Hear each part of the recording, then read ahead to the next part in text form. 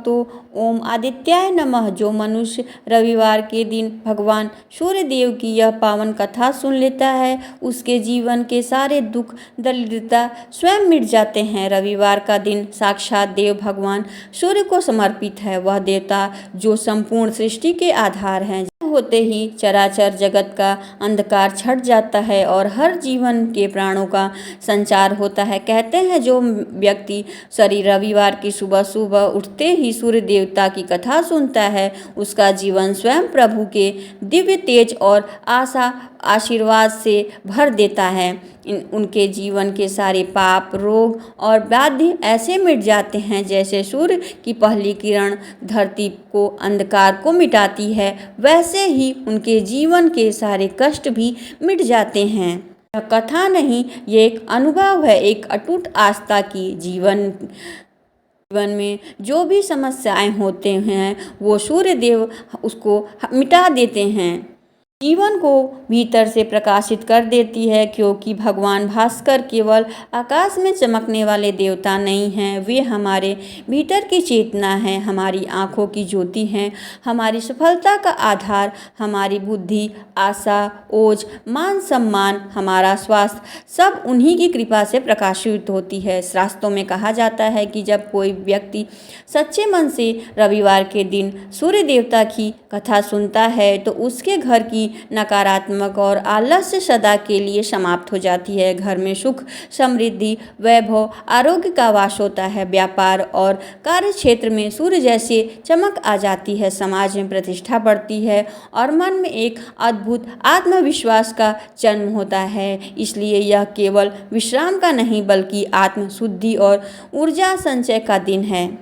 हमारे भीतर के सोए हुए भाग्य को जगाने और उनके पावन सुबह अपने मन को शांत कीजिए, अपनी दृष्टि को एकाग्र कीजिए और अपने भीतर उस दिव्य प्रकाश को महसूस कीजिए जो आय नमः कहता है। क्योंकि जो व्यक्ति श्रद्धा भाव से उनका मंत्र का उच्चारण करता है और रविवार इस कथा का भावपूर्वक सुनता है, उसके मार्ग की हर बाधा स्वयं जगत इच्छुक भगवान सूर्यदेव भस्म कर देते हैं। तो आइए अपने भीतर की श्रद्धा को जागृत कीजिए और भगवान का स्मरण करते हुए कथा का श्रवण करते हैं। बोलो सूर्य भगवान की जय।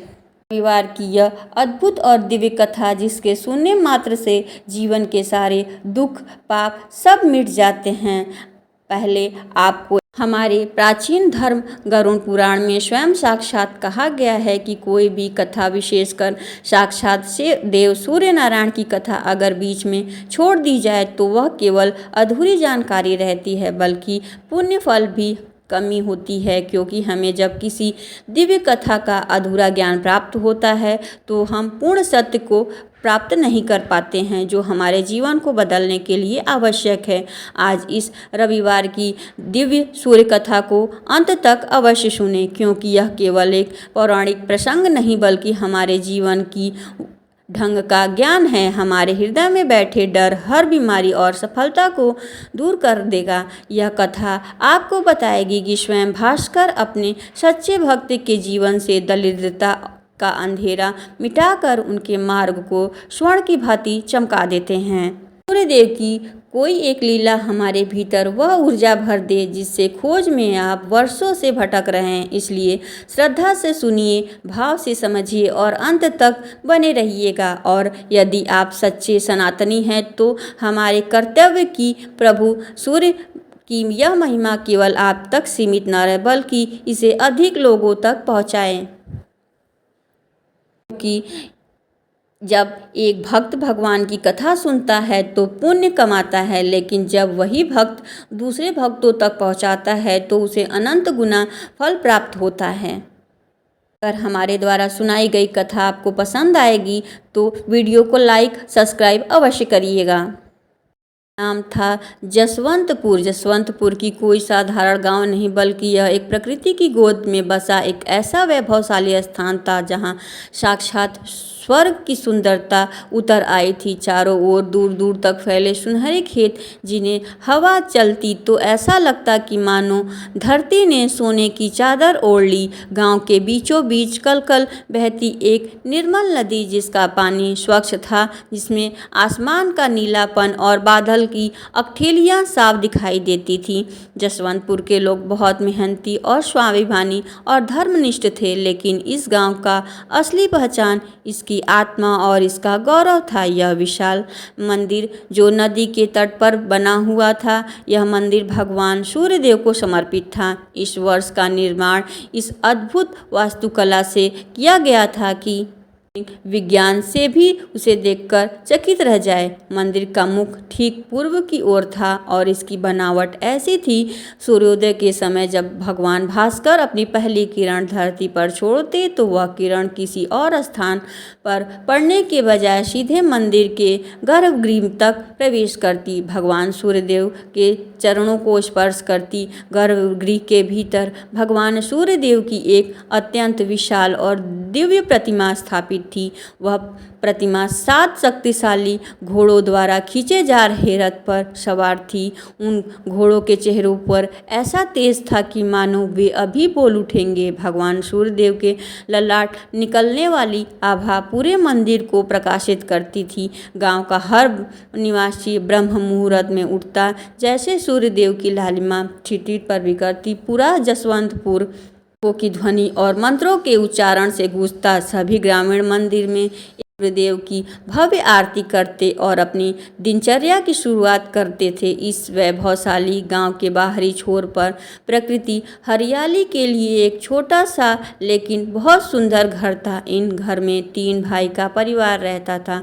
तीनों भाइयों में नाम थे कैलाश, जयदेव और सूरज। इन भाइयों में इतना प्रेम था कि गांव उन्हें मिसाल दिया करते थे। वे साथ खेतों में काम करते, साथ भोजन करते और साथ ही भगवान सूर्य की आराधना करते। उनकी मेहनत का फल ही था कि उनके घर में किसी चीज़ की कोई कमी नहीं थी। उनकी एकता ही उनकी सबसे बड़ी शक्ति थी। समय अपनी गति से चल रहा था। परिवार में खुशहाली का आगमन होने लगा। सबसे बड़े भाई कैलाश का विवाह हुआ। उसकी पत्नी का नाम तारा था। तारा देखने में तो साधारण थी, लेकिन स्वभाव में चंचल थी, में कुटिलता से भरा हुआ था। वह दूसरों के प्रति देखकर ईर्ष्या होती, लेकिन तीनों भाई की अटूट एकता के सामने उसकी एक न चली। वह चाहकर भी भाइयों के बीच दरार नहीं डाल पाती थी, इसलिए उसने सही समय का इंतजार करने का फैसला किया। कुछ वर्षों बाद दूसरे भाई जयदेव का भी विवाह तय हुआ।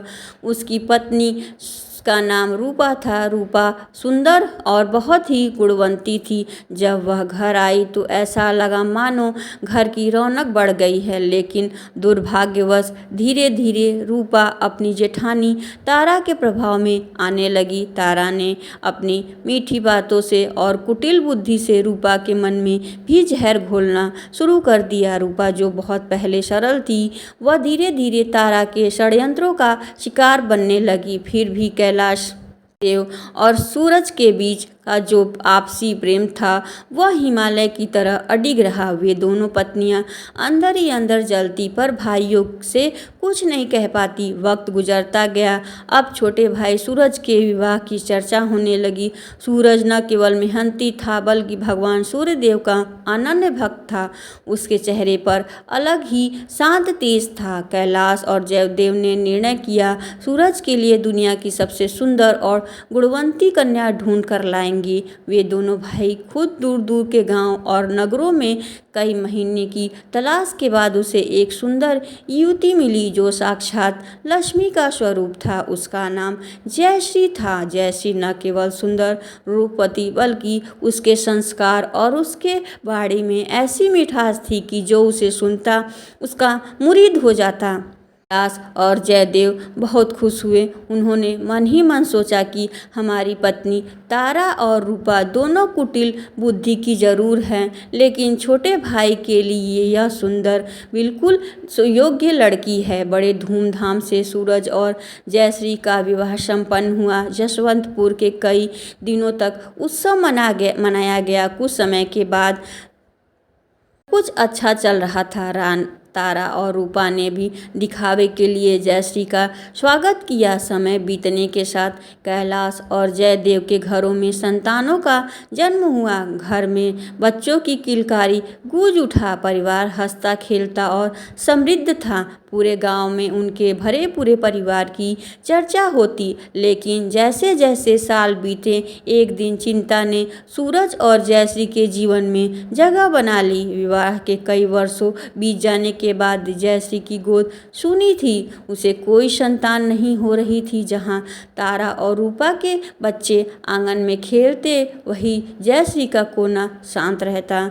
जयश्री भगवान सूर्यदेव की परम भक्त थी। वह रोज ब्रह्म मुहूर्त में उठती, स्नान करती और उगते हुए सूरज को जल अर्पित कर घंटों प्रार्थना करती। उसका अटूट विश्वास था कि एक दिन उसके आराध्य उसकी पुकार जरूर सुनेंगे। परंतु तारा और रूपा के मन में छिपा हुआ द्वेष अब बाहर आने लगा। वे अक्सर जयश्री को ताने मारती और कहती, बड़ी चली आई, सुबह सुबह नहा धोकर भक्ति करने। भगवान ने भी उसे फल देते हुए अच्छा भाग्य न हो।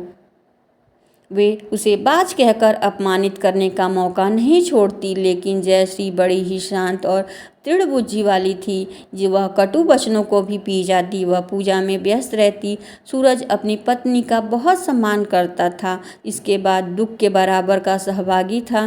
तीनों भाइयों का प्रेम अब भी वैसा था। इस कारण तारा और रूपा की कोई चाल न सफल हो पाती। लेकिन वे दोनों अंदर ही अंदर टूट रही थी, क्योंकि उन्हें डर था यदि कभी जयश्री को संतान हुई तो सूरज का मान और बढ़ जाएगा। उन्होंने जयश्री की भक्ति में बाधा डालने की हर संभव कोशिश की। जब भी रविवार का दिन आता, जयश्री भगवान सूर्यदेव का निर्जला व्रत रखती तो जानबूझकर घर में स्वादिष्ट पकवान बनाती और उसे खिलाने का दबाव डालती ताकि उसका व्रत खंडित हो जाए। तो कभी उसे भारी काम सौंप देती तो कभी उसकी पूजा की सामग्री छुपा देती।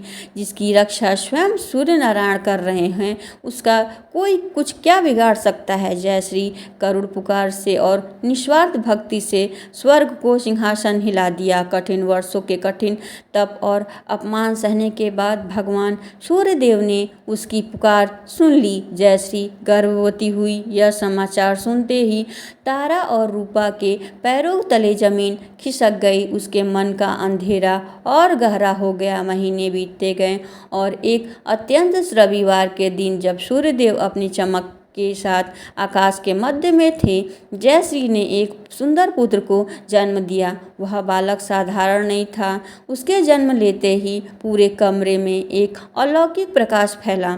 उसके बालक के ललाट से सूर्य जैसा तेज निकलता और शरीर पर भगवान सूर्यदेव सा एक तेजस्वी निशान बना हुआ था। वह बालक इतना सुंदर था कि जो भी उसे देखता अपनी पलक झपकाते भूल जाता। बालक के जन्म की खबर सुनते जसवंतपुर में आग की तरह फैल गई। लोग दूर दूर से उस दिव्य बालक के दर्शन करने लगे। गांव के बुजुर्ग कहने लगे, यह कोई साधारण बालक नहीं है, बल्कि स्वयं सूर्यदेव का अंश है। लेकिन प्रिय, जहाँ प्रकाश होता है वहीं परछाई की सबसे गहरी होती है।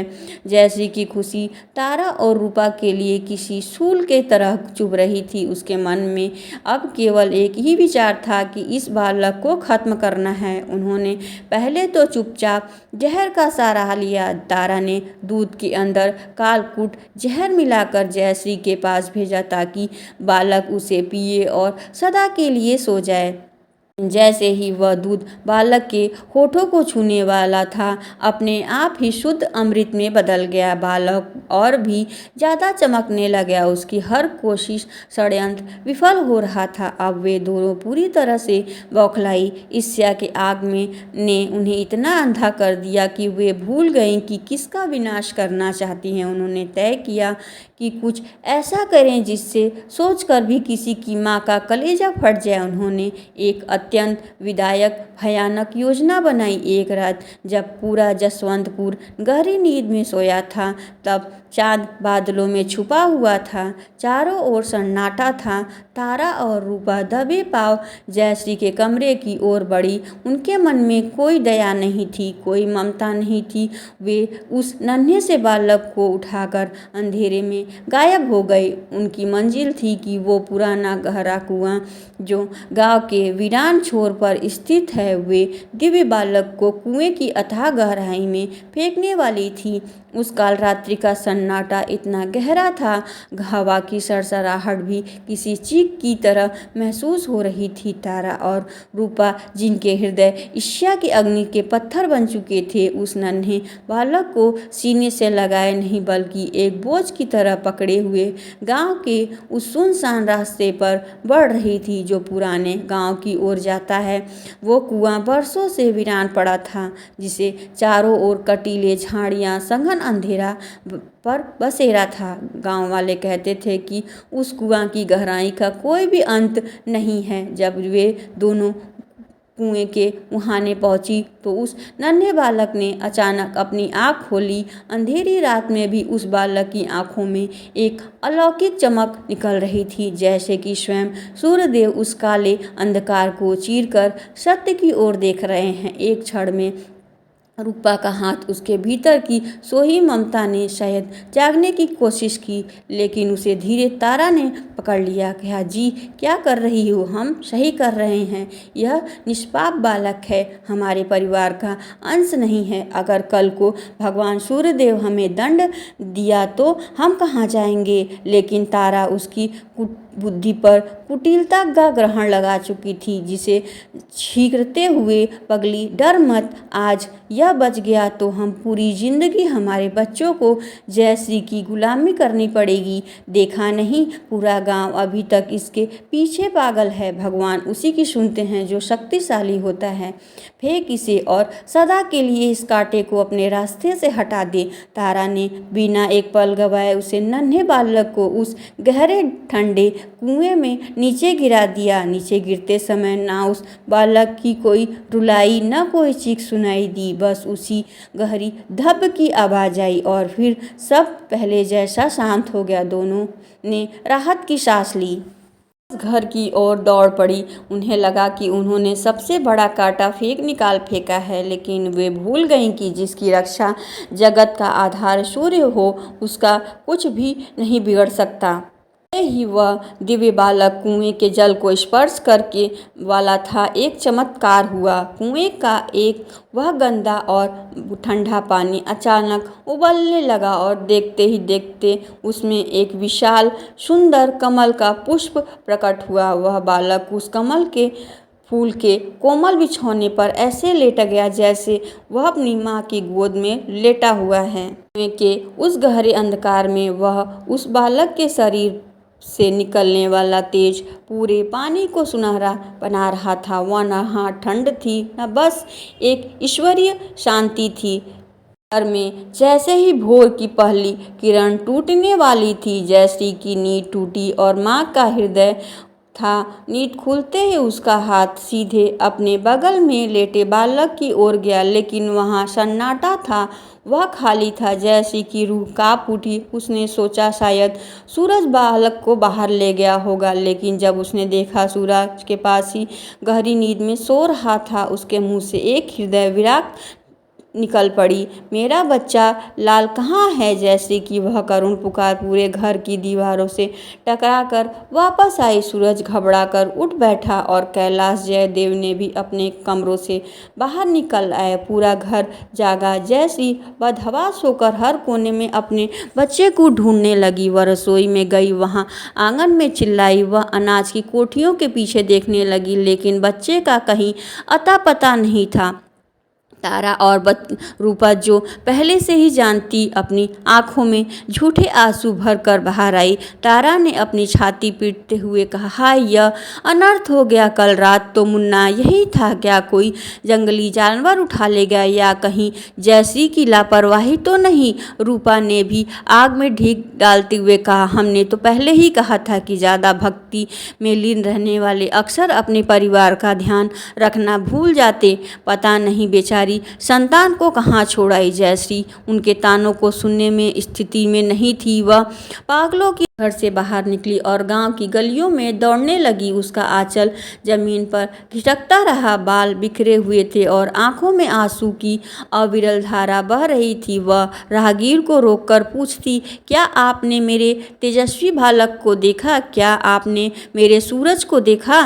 कैलाश, जयदेव और तीनों भाई व्याकुल हो उठे। वे गांव के हर एक कोने, हर एक खेत बालक की तलाश करने लगे। गांव के लोग भी दुखद घटना से स्तंभ थे। जिस बालक को कल तक पूरा गांव पूज रहा था, वह अचानक गायब हो गया। सूरज ने नदी के तट पर जाकर धड़ा मारकर रोते हुए कहा, हे शिव, मैंने जीवन भर आपकी सेवा की। मेरी पत्नी ने अपना सर्वस्व आपकी भक्ति में अर्पण किया। क्या इसी दिन के लिए आपने हमें यह सुख दिया? उस पल, कुछ ही पल में इसे छीन ले। अगर मेरा बालक नहीं तो मैं जीवित नहीं रहूँगा। पूरा दिन बीत गया। सूरज ढलने वाला था। जसवंतपुर के आसमान पर उदासी की चादर पसर गई। जयश्री अब थक कर उस पुराने कुएं के पास पहुंची जहां रात में कुएं पाप किया गया था। वे विशुद्ध होकर उसी कुएं के मुढेर पर बैठ गए। उसके भीतर की माँ पुकार रही थी, बच्चा यहीं कहीं आसपास है। उसकी आंखों में आंसू अब सूख चुके थे। उसकी धड़कनें तेज थी। तारा और रूपा दूर खड़ी यह देख रही थी। उन्हें डर लग रहा था कहीं कोई कुएं में झाग न ले। रूपा फुसफुसाते हुए कही, जी जी, जयश्री वहीं बैठी है। अगर उसने कुएं में देख लिया तो?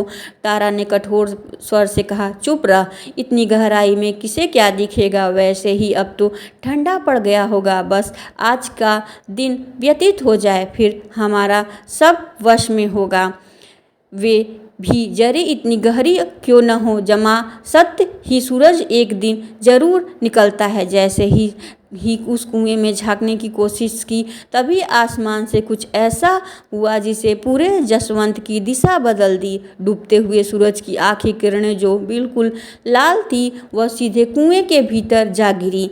जैसे ही वह लाल किरण कुएं की गहराई में समाई, वहाँ का दृश्य बदल गया। कुएं के भीतर से जो हुआ वो दिव्य प्रकाश पुंज धीरे धीरे पूरी ओर आने लगा। जयश्री की सांसें थमी हुई थी। उसकी आंखें उसे उजाले को निहार रही थी जो धीरे से कुएं के मुहाने तक पहुंच रहा था।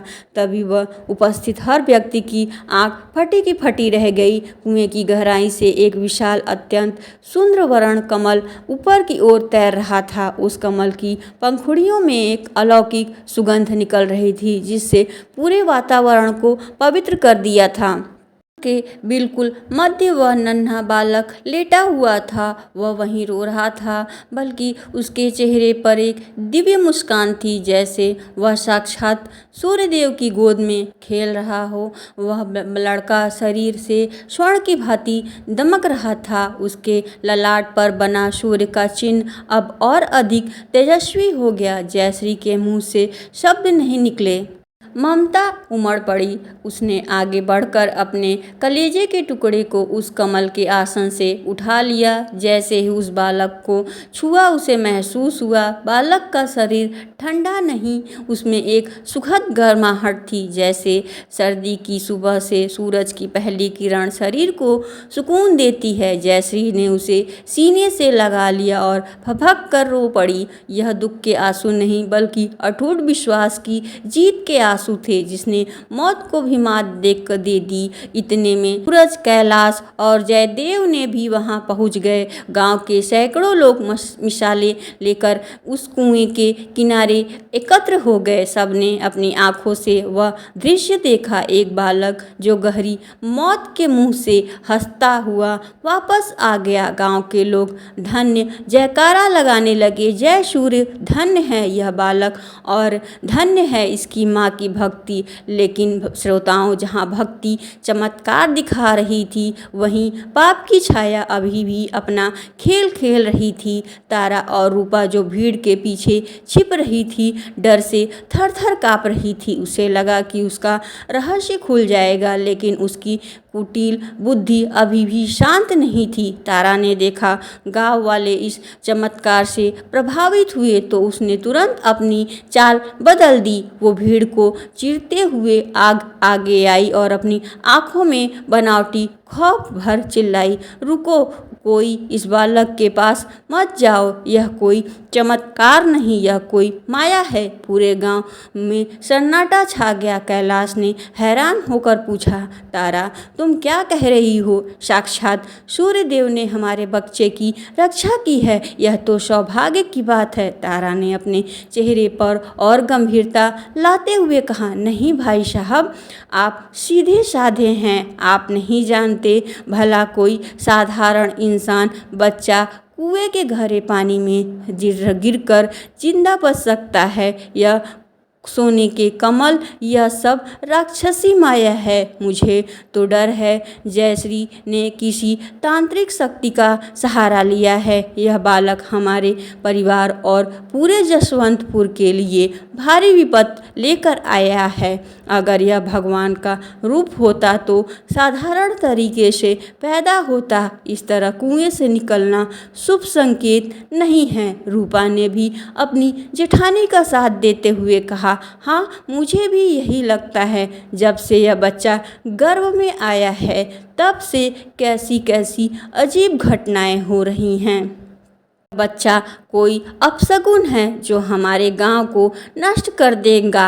इंसान का मन बहुत चंचल होता है। चमत्कार देखकर तो भीड़ में जय जयकार लगा रही थी। वह तारा और रूपा की बातों में आकर संदेह करने लगे। लोगों के बीच कानाफूसी शुरू हो गई। किसी ने कहा, बात तो सही है, कुएं में गिरकर कोई बच्चा कैसे बच सकता है? किसी ने कहा, यह गांव में आने वाले किसी प्रकोप का संकेत तो नहीं? जयश्री ने अपने बालक को और जोर से गले लगाया। उसकी आंखों में अब आंसू नहीं बल्कि एक तेज था। उसने अपनी जेठानियों की ओर देखा, शांत स्वर में कहा, दीदी आप जो कर रही हैं आपके मन का भ्रम है या कोई द्वेष है, यह तो आप जाने, पर मैं जानती हूँ कि मेरे आराध्य सूर्यदेव कभी किसी के साथ अन्याय नहीं करते। यह बालक उनकी कृपा का फल है, वे इसकी रक्षा करेंगे। तारा ने गांव के प्रधान और मंदिर के पुजारी की ओर देखते हुए कहा, प्रधान जी आप ही न्याय कीजिए, क्या इस मायावी बालक को गांव में रहने देना सही है? कल को फसलें सूख गई या कोई महामारी आ गई तो इसका जिम्मेदार कौन होगा? मेरा तो सुझाव है कि इस बालक और इसकी माँ को किसी कुटिया में रखा जाए जब तक यह सिद्ध न हो जाए कि यह बालक शुभ है। भीड़ का दबाव बढ़ने लगा। सूरज अपनी और अपने बच्चे के साथ खड़ा था, लेकिन वह भी इस अचानक बदले हुए माहौल से विचलित हो गया। गांव के प्रधान ने काफ़ी सोच विचार के बाद कहा, तारा की बात में तर्क तो है, हम पूरे गांव की सुरक्षा का जोखिम नहीं डाल सकते। सूरज, फिलहाल तुम अपनी पत्नी और अब अपने बच्चे को लेकर गांव की सीमा पर किसी पुरानी धर्मशाला में चले जाओ। जब तक पुजारी जी सूर्यदेव की विशेष पूजा करके कोई संकेत प्राप्त नहीं करते, तुम लोगों के भीतर प्रवेश नहीं करोगे। सूरज का दिल टूट गया। जिस भाई के प्रेम में उसने नाश था, वही भाई कैलाश जयदेव अपनी पत्नी के बहकावे में आकर चुप खड़े थे। जयश्री ने अपने पति का हाथ पकड़ा और बिना कुछ कहे अपने बच्चे को लेकर अंधेरी रात की धर्मशाला की ओर चल दी। उसी रात जसवंतपुर का यह वैभवशाली घर सूना हो गया। तारा और रूपा अपने कमरों में बैठकर अपने जीत पर मुस्कुरा रही थी। उन्हें लगा जयश्री को घर से बाहर निकालना आधा रास्ता तय कर दिया है। अब उनका अगला कदम उस बालक को हमेशा के लिए समाप्त करना है। धर्मशाला में जयश्री और सूरज भूखे प्यासे थे। बालक जयश्री की गोद में सो रहा था। आधी रात का समय जब जयश्री धर्मशाला की कुछ सरसराहट सुनाई दी, उसने देखा कि बाहर कुछ साए घूम रहे हैं। तारा ने कुछ भारे के शिकारी को लोगों को भेजा ताकि वे चुपचाप बालक को उठा ले आएं, उसे कहीं दूर ले जाकर खत्म कर दे। जैसे वे शिकारी धर्मशाला के भीतर दाखिल हुए, वहां का नज़ारा देखकर उसके पैरों तले जमीन खिसक गई। बालक के चारों ओर एक ऐसी अग्नि प्रज्वलित की दीवार बन गई जिसे पार करना असंभव था। बालक के शरीर से निकलने वाला तेज इतना प्रचंड हो गया कि पूरा धर्मशाला दिन के उजाले की तरह चमकने लगा। शिकारी डर के मारे अपनी तलवारें फेंक कर वहां से भाग खड़े हुए। जब उस धर्मशाला के भीतर काल की परछाई हार भाग गई, तब भोर की पहली किरण ने जसवंतपुर की धरती को स्पर्श किया। वह सवेरा आम सवेरों जैसा नहीं था। सूरज की लालिमा में आज एक गंभीरता थी, जैसे आकाश में आने वाले संकट को देख रहा है। धर्मशाला के उस छोटे से कक्ष में जयश्री अपने उस दिव्य बालक को लिए बैठी हुई थी। बालक जाग चुका था और उसकी नन्ही आंखें छत की कहरियों को ऐसे निहार रही थी जैसे वह ब्रह्मांड के रहस्य को अपना रहा हो। जैसे ही सूरज की पहली किरण धर्मशाला की खिड़की से होकर बालक के चेहरे पर पड़ी, बालक खिलखिलाकर हंस पड़ा। उसकी ऐसी खनक थी कि सूरज का सारा संताप, सारा डर हवा में हो गया। सूरज ने अपनी पत्नी की ओर देखा और रुंधे गले से कहा, जयश्री, मुझे समझ नहीं आ रहा मैं खुद को भाग्यशाली समझूं या अभागा।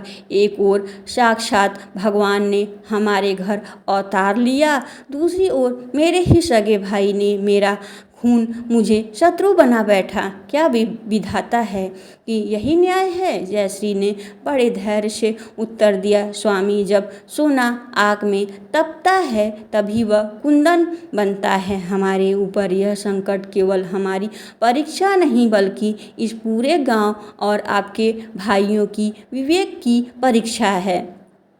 धैर्य रखें, जिनकी रक्षा स्वयं सूर्यदेव कर रहे हैं उनका कोई बाल भी बाका नहीं कर सकता। उधर जसवंतपुर के आलीशान घर में तारा और रूपा की आंखें फटी सी थी। उसकी नींद भी उड़ चुकी थी क्योंकि उनके भेजे हुए शिकारी खाली हाथ डरे हुए वापस आ रहे थे। तारा के मन में ईर्ष्या की ज्वाला और अप्रतिशोध की आग बन चुकी थी। उसने रूपा से कहा, यह साधारण तरीके से नहीं मरेगा, यह कोई साधारण बालक नहीं है। यह तो समझ में आ गया, लेकिन हमें इस अधर्म और राक्षस साबित करना होगा तो गांव वाले खुद इसे और इसकी मां को पत्थर मार देंगे।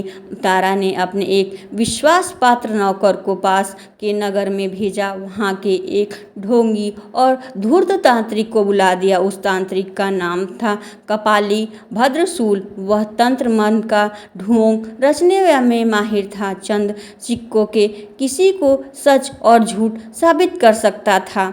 तारा ने उसे गुप्त रूप से बहुत सारा धन दिया और समझा दिया कि उसे गांव के मंदिर सबके सामने क्या कहना है।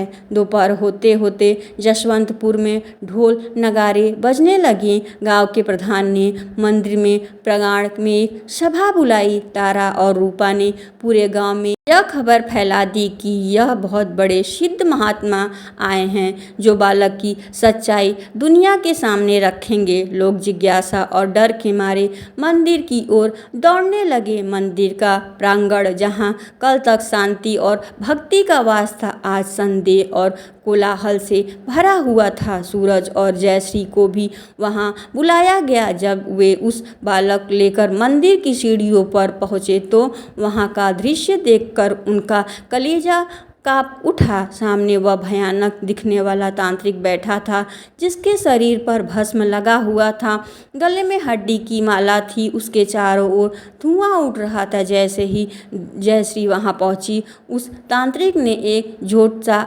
अट्ठास लगाई जिसे बच्चे की डर के मारे अपनी माँ से लिपट गया। तांत्रिक चिल्लाया, सावधान जसवंतपुर के निवासी, तुम जिसे दिव्य बालक समझ रहे हो यह वास्तव में इस गांव का विनाश करने का कारण है। यह कोई देवता नहीं बल्कि एक छल कपट भला असुर है जिसने एक साध्वी स्त्री के गर्भ को अपवित्र कर दिया है। इसकी आंखों में देखो, इसके ललाट के तेज को देखो। यह तेज नहीं बल्कि नरक की अग्नि है जो बहुत जल्द तुम्हारे घर को राख कर देगी। तांत्रिक की इन बातों ने गांव वाले के मन में डर को और भी गहरा कर दिया। लोग शोर मचाने लगे। तारा आगे बढ़कर कहा, आत्मा आप ही बताइए हमें क्या करें। हमने तो पहले ही अपने घर में पनाह दी, लेकिन हमें क्या पता था यह कुलघाती निकलेगा। जयश्री की आंखों में क्रोध और चिंगारी चमकी। वह आगे बढ़ी और गरजते हुए बोली, झूठ, यह सफ़ेद झूठ है। तुम कौन होते हो मेरे बालक को असुर कहने वाले? क्या तुमने कभी भगवान सूर्य की आंखों में झांक कर देखा है? यह बालक उनका प्रसाद है, उनकी कृपा है। तांत्रिक भद्रसूल ने एक धूर्त मुस्कान के साथ कहा, अगर यह देवता का अंश है तो इसका प्रमाण देना होगा। हमारे ग्रंथ में लिखा है, सत्य कभी नहीं चलता। यह बालक दिव्य है तो इसके एक परीक्षा से गुजरना पड़ेगा जिसे कोई साधारण मनुष्य या असुर पार नहीं कर सकता। पूरे प्रांगण में सन्नाटा छा गया। कैलाश और जयदेव भी वहाँ खड़े थे। उनके मन में भी दुविधा थी। तारा ने पूछा, कैसी परीक्षा महात्मा? तांत्रिक ने एक जलते हुए हवन कुंड की ओर इशारा कहा, इस बालक को इस जलती हुई अग्नि के बीच में रखना। यदि सूर्य का पुत्र है तो इस अग्नि की शीतल चंदन की तरह महसूस होगी, लेकिन यदि यह असुर है तो अग्नि इसे क्षण भर में भस्म कर देगी और इसके साथ ही इस गांव का सारा पाप मिट जाएगा। यह सुनते ही जयश्री के हाथ से बालक लगभग छूटते छूटते बचा। सूरज चिल्लाया, नहीं, यह असंभव है, यह साक्षात हत्या है। प्रधान जी, आप ये होने नहीं दे सकते। लेकिन गांव वाले अब तांत्रिक के वश में थे। वे चिल्लाने लगे, परीक्षा होनी चाहिए। अगर यह सच्चा है तो डरे क्यों? तारा और रूपा के चेहरे पर एक कुटिल चमक थी। उन्हें विश्वास था कि आग में गिरते ही यह बालक समाप्त हो जाएगा। जयश्री का अहंकार भी चूर हो जाएगा। जयश्री ने अपने बालक को कस के पकड़ लिया। उसकी ममता ललकार रही थी, लेकिन चारों ओर खड़े लोग उसे घेरे हुए थे।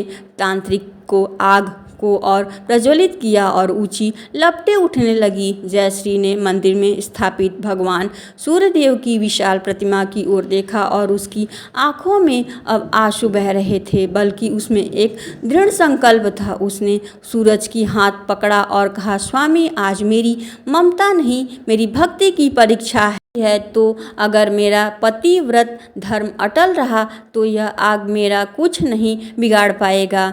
जयश्री उस धधकती हुई आग की ओर बढ़ने लगी। हर कदम पर उसके पैर कांप रहे थे, लेकिन उसका मन अटूट था। तारा ने मन ही मन सोचा, अब कुछ ही पल की बात है, फिर जसवंतपुर से इस जयश्री का नामो निशान मिट जाएगा। जैसे ही जयश्री इस अग्नि के पास पहुंची, वह अपने बालक को उस धधकते हुए कुएं में डालने के लिए हाथ बढ़ाया। तभी जसवंतपुर के आसमान में एक भयानक गरजना हुई। दोपहर का वह सूरज जो अभी तक पूरी रोशनी दे रहा था, वह काला पड़ने लगा। दिन में भी रात सा मंजर आ गया। हवाएं तेज चलने लगी। लोग एक दूसरे को पकड़ रहे थे और जसवंतपुर के उस विशाल मंदिर के प्रांगण के समय जहां ठहरे गया था, दोपहर के सुनहरे आकाश पर अचानक छाई चादर ने हर किसी के भीतर में एक अनजाना डर पैदा कर दिया। पक्षी अपने घोंसले की ओर चीखते हुए भाग रहे थे। हवाओं का वेग इतना प्रचंड था कि मंदिर में भारी पीतल के घंटे अपने आप बजने लगे। टन टन टन की वह आवाज़ किसी चेतावनी की तरह गूंज रही थी। जयश्री धधकते हुए हवन कुंड में बिल्कुल सामने खड़ी थी। उसकी आंखों में अपने बालक के लिए ममता का सागर था, तो दूसरी ओर अपने आराध्य के लिए अटूट विश्वास की ज्योति थी। तांत्रिक भद्रसूल ने, जो अपने अहंकार से भरा हुआ था, इस अचानक आए बदलाव से थोड़ा विचलित लगने लगा, लेकिन उसने अपना ढोंग जारी रखा। वह चिल्लाया, देखा आपने, यह असुर का प्रभाव है। सूर्यदेव ने अपना मुख छिपा लिया। डाल दो इस पापी बालक को अग्नि में, वरना पूरे ब्रह्मांड को निगल जाएगा। जयश्री ने अपने कांपते हाथों से बालक को उठाया। सूरज की ओर अब तक बेबस खड़ा था, वह अपनी पत्नी की ओर दौड़ा। नहीं जयश्री, यह मत करो, मैं तुम्हें, हमारे बच्चे को इस गांव से कहीं दूर चला जाऊंगा, पर इस मौत के मुंह में मत ढकेलो। जयश्री ने एक शांत लेकिन एक दृढ़ मुस्कान के साथ सूरज की ओर देखा, कहा, स्वामी, आज अगर मैं पीछे हट गई तो पूरी दुनिया कहेगी एक भक्त की महिमा ममता के आगे कमज़ोर पड़ गई। आज मेरा बालक इस आग से सुरक्षित होकर केवल मेरी जीत नहीं बल्कि साक्षात सत्य की जीत होगी। आप मुझ पर, इस नारायण पर विश्वास रखिए जो हर रविवार को हमने जीवन का प्रकाश देते हैं। यह जयश्री ने आंखें मूंद ली और मन ही मन भगवान सूर्यदेव का आह्वान किया। हे जगत के रक्षु, अंधकार का विनाश करने वाले आदित्य, यदि मैंने मन वचन और कर्म से यदि किसी का बुरा चाहा, यदि मेरी भक्ति निष्काम है, तो इस अग्नि को शीतल कर दीजिए और अपने अंश की रक्षा कीजिए प्रभु। और फिर पूरे गांव की सांसें रुक गई और जयश्री ने उस नन्हे बालक को धधकती लपेटों के बीच धीरे से रख दिया। एक पल के लिए चारों ओर सन्नाटा छा गया। तारा और रूपा की आंखों में एक राक्षसी चमक थी। उससे लगा कि अब बस बालक के जलने की गंध आएगी और उसका मार्ग निष्कट हो जाएगा, लेकिन अगले ही क्षण वहाँ जो हुआ, लोगों की आंखें फटी की फटी रह गई। कई लोग डर के मारे जमीन पर गिर गए। ही बालक ने अग्नि को छुआ, वह भयानक लपेट शांत हो गई। वे लपटें बालक को जलाने के बजाय उसके चारों ओर एक घेरा बनाकर नाचने लगी, जैसे बालक की आरती उतार रही हो। उस हवन कुंड के भीतर आग गायब हो गए, उसकी जगह चमेली और गुलाब के फूलों की मखमली क्यारी बन गई। बालक उन फूलों पर लेटा हुआ खिलखिलाकर हंसने लगा। उसकी हंसी मंदिर के प्रांगण ही नहीं बल्कि लोगों के हृदय भी कांप उठे। इतना ही नहीं, इस बालक के शरीर पर ऐसा प्रचंड सुनहरी प्रकाश निकला जिससे आकाश में छाया हुआ वह अंधेरा पल भर में छट गया। सूर्यदेव बादलों को चीरते हुए अपनी पूरी दिव्यता के साथ प्रकट हुए। उसकी एक सीधी किरण मंदिर के शिखर से टकराकर सीधे उस बालक के ललाट पर पड़ी। पूरा मंदिर प्रांगण जय सूर्यदेव के नारों से गूंज उठा। जो गांव वाले अभी तक संदेह कर रहे थे, वह सब दंडवत प्रणाम करने लगे। यह तो साक्षात देवता है, हमने पाप कर दिया, हमें क्षमा करें माता जयश्री। लोगों की करुणा पुकार सुनने लगे, लेकिन कहानी में सबसे नया मोड़ अभी आना बाकी था। तांत्रिक भद्रसूल जो यह सब देख रहा था, वह अपनी जान बचाने के लिए भागने की कोशिश करने लगा। जैसे ही उसने मंदिर की दहलीज पार करनी चाहिए, उसके पैर वहीं जम गए। उसे महसूस हुआ उसके शरीर में आग लग रही है। मंदिर के भीतर पुजारी जी बाहर आए, इनकी आंखों में क्रोध था। उन्होंने तांत्रिक की ओर देखते हुए कहा, ठहर जा पखंडी, तूने उस शक्ति को चुनौती जो इस सृष्टि का आधार है, तुमने एक ममता की और एक देवता अंश के साथ छल किया है, तुझे कोई क्षमा नहीं बचा सकता। तांत्रिक गिड़गिड़ाने लगा, मुझे क्षमा कर दीजिए, मैंने सब यह धन के लालच में किया। मुझे इन दोनों औरतों ने उस्काया। उसने कांपती उंगली से इशारा किया तारा और रूपा की तरफ। कैलाश और जय देव पैरों के नीचे से जमीन खिसक गए। उन्होंने अपनी पत्नी की ओर देखा, कहा, जिसकी सूरत इतनी डरी हुई चुड़ैल जैसी हो गई है। तारा और रूपा का चेहरा सफ़ेद पड़ चुका था। उनका झूठ, उनका षड्यंत्र अब पूरे गांव के सामने आ खड़ा था। कैलाश दहाड़ करके चिल्लाया, तारा, क्या यह सच है? क्या तुमने हमारे भाई के बच्चे को मारने की कोशिश की? क्या तूने इतनी गिर सकती हो? जयदेव ने भी रूपा का हाथ झटकते हुए कहा, मैंने तुम पर भरोसा किया और तुमने मेरे घर में सांप पाल रखे थे। तारा और रूपा अब भागने की स्थिति में नहीं थी। गांव की महिलाएं जो जयश्री के अपमान से दुखित थी, वो अब क्रोध से भर गई। उन्होंने उन दोनों को घेर लिया, लेकिन जयश्री अपमान से दुखी थी, वे अब क्रोध से भर गई थी। उन्होंने उन दोनों को घेर लिया, लेकिन जयश्री जो अब बच्चे को लेकर अग्निकुंड से बाहर आ चुकी थी, उसने हाथ उठाकर सब शांत किया। जयश्री के चेहरे पर अब क्रोध नहीं था, केवल एक असीम करुणा थी। उसने अपने भाई कैलाश और जयदेव की ओर देखा, कहा, भाई साहब, इन्हें सजा देने का काम मेरा नहीं है। इन्होंने मेरे साथ जो किया इनके अज्ञान और ईर्ष्या का फल है, लेकिन इन्होंने जो पाप किया उनका दंड तो इनके विधि के अनुसार मिलेगा।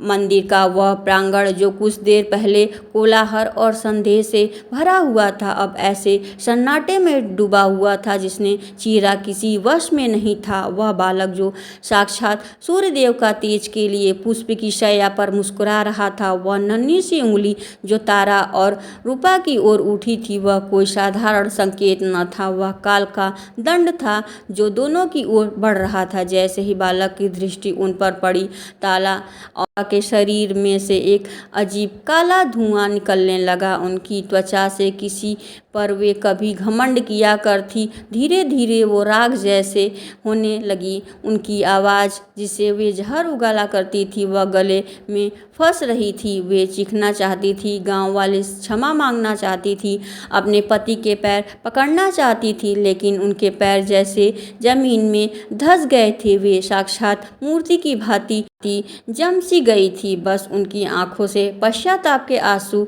निकल रहे थे। कैलाश और जयदेव जो अपनी पत्नी की मोह और उनकी बातों में फंस चुके थे, उनका हृदय ग्लानि से भर उठा। उनकी आंखों के सामने वह सारा दृश्य घूमने लगा। कैसे उन्होंने छोटे भाई सूरज को घर से निकाला, कैसे उन्होंने अपनी मर्यादा ताक पर रखकर एक बालक को हत्या का मौन समर्थ किया। कैलाश ने अपना सिर झुका लिया और जोरों जोरों से रोने लगा। उसने सूरज की ओर कदम बढ़ाए, लेकिन शर्म के मारे उसके कदम रुक गए। सूरज ने अपने बड़े भाई की यह हालत देखी तो उसका हृदय पसीज गया। उसने दौड़कर कैलाश के पैर पकड़ लिए और कहा, बड़े भैया, आप क्या कर रहे हैं? आप मेरे पिता समान हैं। जो भूल हुई उसे आपका नहीं, यह विधि का विधान था। लेकिन कैलाश ने सूरज को उठाकर गले लगाया और फक कर रोते हुए कहा, नहीं सूरज, मुझे क्षमा मत करना। मैंने भाई के धर्म को कलंकित किया है। मैंने अपनी कुटिल पत्नियों के वश में आकर इतना अंधा हो गया कि मुझे अपने घर में पल रहे साक्षात देवता की पहचान न हो सकी। जयश्री, मुझे माफ़ कर दो। हमने तुम्हारे साथ जो व्यवहार किया एक शत्रु भी नहीं कर सकता। जो ममता और करुणा की प्रतिमूर्ति थी, उसके शांत स्वभाव से कहा, बड़े भैया, भगवान सूर्यदेव न्याय में किसी के प्रति घृणा का स्थान नहीं रखते। उन्होंने जो किया वह अहंकार का परिणाम था, लेकिन आज सूर्यदेव न केवल मेरे बालक की रक्षा की, बल्कि हमारे परिवार के ऊपर काले पर्दे को भी हटा दिया, जिसने हमारे एक दूसरे से दूर कर दिया। तब मंदिर के गर्भ से गृह से एक गूंजती हुई दिव्य वाणी सुनाई दी।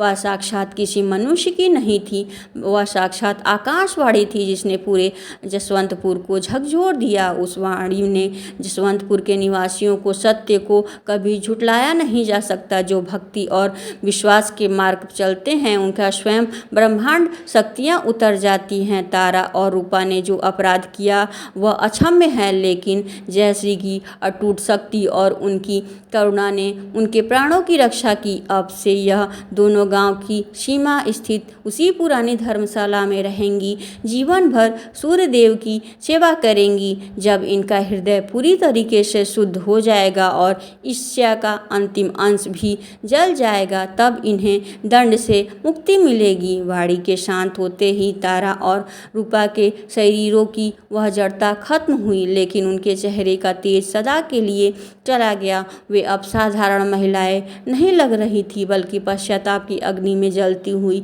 दो आत्माएं लग रही थी। वे बिना कुछ कहे सिर झुकाए भीड़ के बीच से निकल गईं।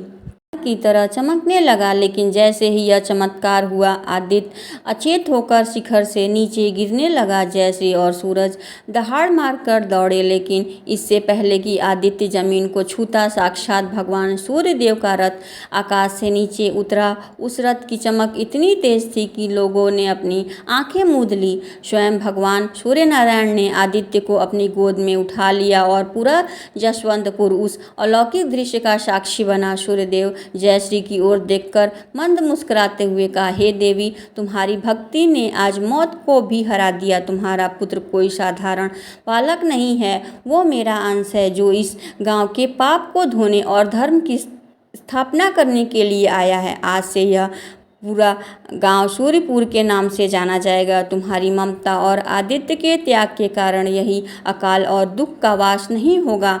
भगवान सूर्यदेव ने अपनी दृष्टि तारा और ऊपर पर डाली। उन्होंने कहा, तुम दोनों का पश्चाताप पूरा हो चुका है। तुमने हमारी सेवा और पाप का मार्जन किया है। मैं तुम्हारे इस नश्वर शरीर से मुक्ति देता हूँ। सूर्यदेव ने अपने रथ में समा गए। भगवान सूर्यदेव ने आदित्य को वापस जयश्री को गोद में रख दिया। आदित्य की सांसें फिर से चलने लगी। वह धीरे धीरे मुस्काया और बोला, माँ देखो, सूरज फिर से निकल आया।